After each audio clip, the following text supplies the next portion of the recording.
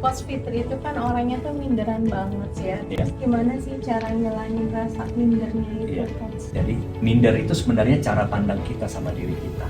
Ya, kita merasa kurang dalam hal-hal tertentu, merasa orang lain lebih. Nah, sekarang kita harus ubah dulu mindset kita bahwa setiap kita itu punya kemampuan atau sesuatu yang orang lain nggak punya. Saya yakin ya, ada yang Lily punya, yang Fitri nggak punya. Tapi ada yang Fitri punya kemampuan, yang Lily, Vincent, saya nggak punya.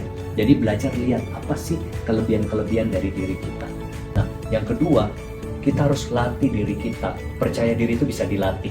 Dengan misalnya kita takut tampil depan umum, belajar sering-sering tampil depan umum. Nah, karena kita sering tampil depan umum, pikiran kita mulai memberitahu kita bahwa bisa kan? Bisa kok Fitri, gak apa-apa kok, semuanya malah merasa bagus kok. Itu menambah PD kita. Yang ketiga, dari hal-hal kecil yang kita bisa capai berprestasi, itu memupuk keyakinan percaya diri kita. Misalnya di bidang sales marketing ya, pertama kita minder, bisa nggak saya berhasil sebagai sales marketing. Terus kita berhasil jualan nih satu unit, PD kita naik sedikit. Besok-besok jualan lagi, PD naik 2 lagi. 3, kalau sudah semakin sering, PD-nya makin kuat, makin banyak lagi jualannya. Jadi dipupuk, dilatih, dihadapi.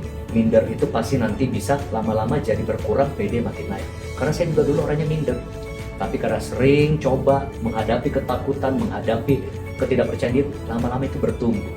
Nah, semakin bertumbuh, semakin solid, akhirnya kita bisa menghargai diri kita dan kemampuan. Jadi latih terus, Fitri.